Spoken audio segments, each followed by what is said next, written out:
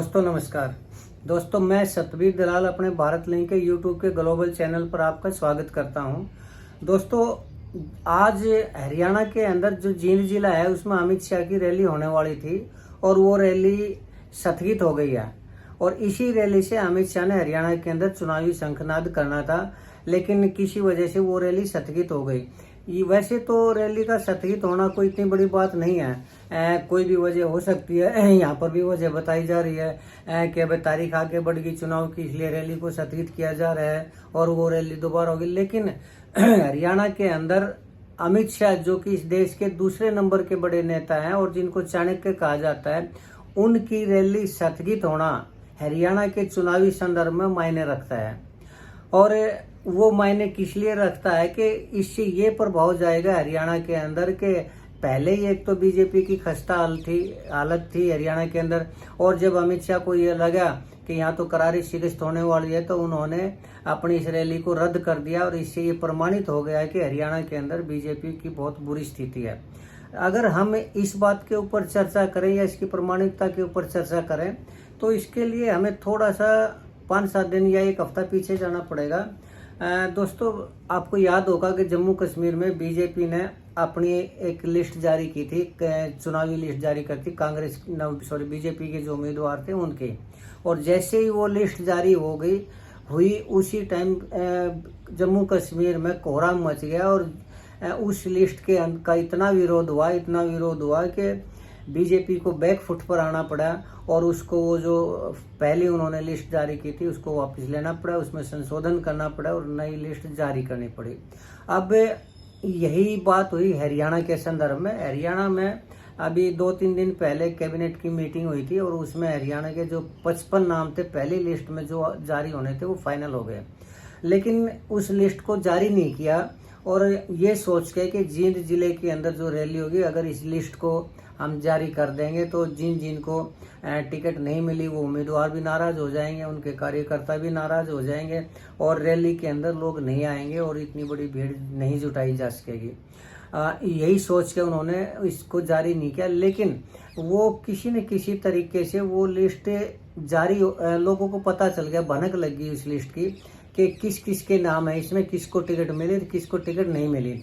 तो जिसको टिकट मिलनी थी वे तो संतुष्ट थे, लेकिन जिनको टिकट नहीं मिलनी थी उनमें कोहराम मच गया और वो सभी अपने अपने आकाओं के दरवाजे पर जाकर उन्होंने रोना पीटना शुरू किया। इसका प्रभाव ये हुआ और इससे जब वो अमित शाह तक या हाईकमान तक ये इस चीज़ की भनक लगी तो उनके भी हाथ पैर फूल गए। उनको भी लगा कि जो अमित शाह चुनावी शंखनाद करना चाह रहे थे वो चुनावी शंखनाद में लोग ही नहीं आएंगे तो कैसा शंखनाद। और रैली अगर अमित शाह की रैली फ्लॉप हो गई तो उसका दूरगामी प्रभाव पड़ेगा हरियाणा के अंदर। एक तो पहले ही हरियाणा की हालत खस्ता थी और अगर रैली भी फ्लॉप हो गई तो उसका बिल्कुल सुपड़ा साफ हो जाएगा। यही सोच के अमित शाह ने ये रैली स्थगित की, लेकिन जैसा कि वो सोच रहे थे उससे भी ज़्यादा इसका प्रभाव बुरा पड़ेगा। और इस अमित शाह की रैली के स्थगन का ये हरियाणा के अंदर प्रभाव गया है कि बीजेपी को जितनी सीटें मिलनी थी वो सीटें भी उसको अब नहीं मिलेंगी। कहने का तात्पर्य ये है कि अमित शाह की इस रैली के स्थगन ने हरियाणा बीजेपी को घुटनों के बल खड़ा कर दिया। अब जो दोस्तों मैं कह रहा हूँ कि हरियाणा के अंदर बीजेपी की जो हालत खस्ता है वो ऐसे तो इसके बहुत से कारण हैं, इतने कारण है कि अगर हम एक पूरे उनके कारणों को गिनाएंगे तो काफ़ी लंबा चौड़ा वो वीडियो बन जाएगा, लेकिन हम एक पॉइंट के ऊपर चर्चा करेंगे और वो चर्चा है हुड्डा परिवार के ऊपर ईडी के छापे। अब जब इलेक्शन डिक्लेयर हो चुके हैं, उनकी तारीखें हो चुकी हैं, इलेक्शन बिल्कुल सर पर आ चुके हैं, तो ऐसे में ईडी का बेजा इस्तेमाल जो बीजेपी ने किया है उसका उल्टा प्रभाव पड़ेगा। उसका वैसे तो सीबीआई है, ईडी है, इनका जो बेजा इस्तेमाल है वो कोई भी केंद्र सरकार है वो उनका बेजा इस्तेमाल करती रहती। क्यों? क्योंकि ईडी और सीबीआई केंद्र सरकार के पिंजरे में बंद ऐसा तो होता है कि उसको जो आदेश दिया जाता है, जिसके खिलाफ आदेश दिया जाता है वो वही करती है। दोस्तों यहाँ पर मैं केंद्र सरकार की बात कर रहा हूँ, मैं बीजेपी की सरकार की बात नहीं कर रहा। क्यों? क्योंकि इससे पहले कांग्रेस के राज में, कांग्रेस का जब राज था, कांग्रेस की सत्ता थी, तो ईडी और सीबीआई और जो दूसरी इन्वेस्टिगेटिंग एजेंसियाँ थी वो कांग्रेस की मुट्ठी में हुआ करती। और उससे पहले जब मिलीजुली सरकार आई तो वो होम मिनिस्टर की मुट्ठी अर्थात सरकार के हाईकमान की मुट्ठी में हुआ करती, और जो भी सरकार आई वो इन इन्वेस्टिगेटिंग एजेंसियों का बेजा इस्तेमाल करती ही रहती है। ये तो केंद्र की एजेंसी है। अगर हम चर्चा करें स्टेट एजेंसी की भी, तो पुलिस का जो महकमा है वो हर एक स्टेट के अंदर स्टेट गवर्नमेंट के अंडर आता है, और चाहे वो वहाँ पर बीजेपी की सरकार हो या कांग्रेस की हो या अन्य सरकार हो, लेकिन पुलिस का महकमा है वो हर प्रदेश के अंदर उसके स्टेट गवर्नमेंट के अंडर होगा, और वो स्टेट गवर्नमेंट चाहे वो किसी भी पार्टी की हो वो भी उसका पुलिस का बेजा इस्तेमाल करती ही करती है। आपको याद होगा पश्चिम बंगाल का सबसे अच्छा उदाहरण है कि जब सीबीआई ने किन्हीं मामलों में छापे मारे थे बंगाल में, तो कैसे सीबीआई के अफसरों के खिलाफ अरेस्ट वारंट जारी ही नहीं किए बल्कि उनको गिरफ्तार भी कर लिया गया था। वो तो केंद्र सरकार के सुप्रीम कोर्ट के इशारे पर उनको छुड़वाया गया। नहीं तो पुलिस का जितना बेजा इस्तेमाल पश्चिम बंगाल में हुआ वो कोई बड़ी बात नहीं है। हर एक स्टेट के अंदर पुलिस का बेजा इस्तेमाल होता ही होता है। क्यों? क्योंकि ये स्टेट गवर्नमेंट के अंडर आती है, और स्टेट गवर्नमेंट के अंदर आजकल जो विधायक हैं, मंत्री हैं, वो सभी को ये जग जाहिर हो चुका है कि वो कैसे गुंडों को अपने संरक्षण में रखती है। और अगर किसी पुलिस वाले को, अधिकारी को, कांस्टेबल को या किसी को भी अगर उसकी ट्रांसफर की जरूरत होती है या और कोई काम होता है, तो वो जब उसके पास मंत्री के घर पर या एमएलए विधायक के घर पर जाता है, तो वहाँ पर उसके जो दरबान होते हैं या उसके जो मेन उसके इर्द गिर्द घूमने वाले वो गुंडे बदमाशी होते हैं, और उस नेता से मिलने के लिए भी पुलिस को उन गुंडे बदमाशों की, गैंगस्टर की जी हुजूरी करनी पड़ती। तो ऐसे में क्यों तो गैंगस्टर पुलिस से डरेंगे, और क्यों पुलिस उन गैंगस्टर को जो कि इनके आका बना रखे, पुलिस के आका बना रखे हैं नेताओं ने, क्यों वो उनको गिरफ्तार करेंगे। यही कारण है कि हर एक स्टेट के अंदर क्राइम का रेट इतना ज़्यादा बढ़ा हुआ, और विशेष रूप से हरियाणा में तो इसका बहुत ही ज़्यादा क्राइम रेट बढ़ा हुआ। उसकी वजह सिर्फ यही है। लेकिन खैर ये हमारा चर्चा का विषय आज का नहीं है। तो आज हम चर्चा कर रहे थे कि ईडी के कार्यकलाप की, जो ईडी के छापे मारे, जो बूढ़ा परिवार के अंदर छापे मारे जा रहे हैं, और इससे पहले और 824 करोड़ का जो कई कंपनियों की जो प्रॉपर्टी जब्त की है उसका, और अब जो भूपेंद्र हुड्डा को अरेस्ट करने की तैयारी की जा रही है दोस्तों, इसका भी गलत प्रभाव पड़ेगा। क्यों? क्योंकि ये टाइमिंग ही ईडी की ऐसी है कि हरियाणा की जनता के अंदर ये प्रभाव जाएगा ही जाएगा कि बीजेपी ने भूपेंद्र हुड्डा के डर से उसको अरेस्ट करवाया है, और इस सहानुभूति की जो लहर है वो कांग्रेस के पक्ष में जाएगी, भूपेंद्र हुड्डा के पक्ष में जाएगी। और अगर अब इस्तेमाल ईडी का नहीं करती बीजेपी, तो अब भूपेंद्र हुड्डा ने चीफ मिनिस्टर बनना, लेकिन अगर भूपेंद्र हुड्डा को अरेस्ट किया जाता है तो ये पक्का है कि दीपेंद्र हुड्डा हरियाणा के सीएम होंगे ही होंगे, और दीपेंद्र हुड्डा एक नेता के रूप में स्थापित हो जाएंगे। वैसे भी भूपेंद्र हुड्डा का यही प्रयास है कि वो अपने लड़के को दीपेंद्र हुड्डा को होने वाले सीएम के रूप में प्रोजेक्ट करें या उनको हरियाणा में एक जननायक के रूप में पेश करें।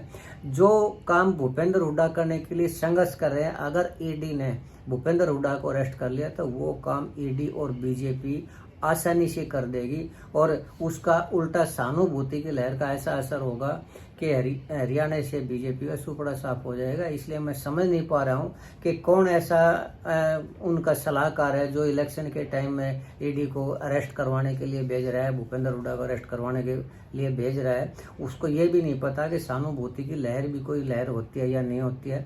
लेकिन खैर आजकल जो बीजेपी हाईकमान है वो जो काम कर रहा है, एक तानाशाही की तरह काम कर रहा है, लेकिन इलेक्शन के टाइम में इस तरह के काम उसके लिए ही घातक हैं। तो हम तो यही कहेंगे कि इस तरह के बीजेपी अगर करना था तो पिछले 10 साल में क्यों नहीं किया, उसको अरेस्ट करना था तो पिछले 10 साल में तो ईडी चुप रही, सीबीआई चुप रही, बीजेपी चुप रही, और जब इलेक्शन की तारीख घोषित हो चुकी है तब वो अपनी इस प्रकार के क्रियाकलापों को, कार्यक्रम को आगे बढ़ा रही है। तो मैं नहीं समझता कि उसके जो सलाहकार हैं बीजेपी के, वो बीजेपी के शुभ चिंतक होंगे, तो वो जरूर इस तरह की सलाह देकर ना वो उसके लिए घातक परिणाम पैदा करने के लिए ही सहयोगी हैं उसके। तो इसका मेरा कहने का तात्पर्य है कि इस वक्त बीजेपी इस तरह के जो कदम उठाने लग रही है वो बीजेपी के लिए ही घातक है। और ये जो कदम है ये हरियाणा के अंदर बीजेपी को जो वोट मिलने थे, जो सीटें मिलनी थी, उसका भी नुकसान करेंगे। खैर मेन बात तो जो हम इसकी चर्चा कर रहे थे, हरियाणा के अंदर जो जींद में अमित शाह की जो रैली होने जा रही थी, तो अमित शाह की इस रैली के सदगन ने बीजेपी को घुटनों के बल खड़ा कर दिया है। ये निश्चित है कि इसका प्रभाव बुरा पड़ेगा और आम जनता के अंदर कांग्रेस और दूसरी पार्टियां तो इसको भुनाएंगे ही भुनाएंगे कि भाग गए अमित शाह, भाग गए वो अमित शाह को इलेक्शन से डर लगने लग गया, उसकी हार दिखाई दे रही थी। लेकिन आम जनता के अंदर भी यही संदेश जाएगा कि बीजेपी की हालत खस्ता थी, इसलिए अमित शाह जैसा नेता भी अपनी रैली को स्थगित करके ने और हरियाणा से निकल लिया। ये इसका गलत प्रभाव पड़ेगा और आने वाले टाइम में बीजेपी का इसका और ज़्यादा नुकसान होगा। तो देखते हैं कि इस रैली को सदगन में या आने वाले टाइम में अमित शाह की रैली होती है या नहीं होती है। हाँ, ये जरूर है कि अब की बार हरियाणा के अंदर नरेंद्र मोदी नहीं आएंगे। क्यों? क्योंकि अगर बीजेपी में को करारी शिकस्त मिलती है हरियाणा के अंदर, तो उसका भविष्य में देश की राजनीति पर और मोदी और शाह की राजनीति पर बहुत ही नकारात्मक असर पड़ेगा। इसलिए मुझे नहीं लगता कि हरियाणा के अंदर अब की बार प्रधानमंत्री मोदी जी हैं वो कोई दौरा करेंगे या कोई रैली वो करेंगे। हाँ, ये हो सकता है कि नड्डा या दूसरे जो नेता हैं उनको भेजा जा सकता है। लेकिन खैर कुल मिलाकर कहने का मतलब ये है कि आज हरियाणा के अंदर बीजेपी की इतनी खस्ता हालत हो चुकी है कि उसको अपनी हार तो दिखाई दे रही है, लेकिन वो हाथ पैर मार रही है कि उसकी जो हार है वो कम से कम सम्मानजनक तो, यानी 20 से ऊपर सीटें तो उसकी आए, और ताकि ये कहा जा सके भाई एंटी इनकम्बेंसी का तो ये तो प्रभाव हो ही जाता है। लेकिन कुल मिलाकर ना आज के दिन बीजेपी की बहुत ही बुरी स्थिति है और इस एक कदम ने भी बीजेपी को रसातल में लाने का कार्य किया अमित शाह की रैली के सदगन को। और अगर दोबारा से वो आती है, लिस्ट जारी होती है, जिन 55 आदमियों के नाम थे उनके अलावा अगर और उसमें गुणा भाग किया जाता है, तो उससे भी आम जनता के अंदर यही जाएगा कि आज के दिन जो बीजेपी है वो अपने डिफेंसिव मोड में है और उसकी वो ताकत, वो नरेंद्र मोदी की ताकत और अमित शाह की चाणक्य नीति, वो सब कुछ फेल हो चुका है।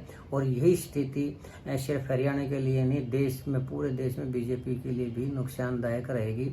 अब देखते हैं आने वाले टाइम में क्या होता है, कैसे होता है, इंतजार करिए। तो दोस्तों मेरा यही कहना था और मुझे उम्मीद है कि आपको मेरे ये विचार पसंद आए होंगे। और आपको अगर मेरी ये वीडियो अच्छी लगी, अगर आपको मेरे ये विचार अच्छे लगे, तो मैं आपसे अनुरोध करना चाहूँगा कि मेरे इस वीडियो को लाइक करें, शेयर करें और दोस्तों मेरे चैनल को सब्सक्राइब जरूर करें, ताकि मेरा भी थोड़ा हौसला बढ़े और मैं रोज़ाना आपके सामने इस तरह के वीडियो लाता रहूँ। देश के ज्वलंत मुद्दे हैं, जो घटनाएं हैं, उनके ऊपर मैं आप लोगों को अवगत कराता रहूँ। इसके साथ ही आपका बहुत बहुत धन्यवाद। नमस्कार, जय हिंद।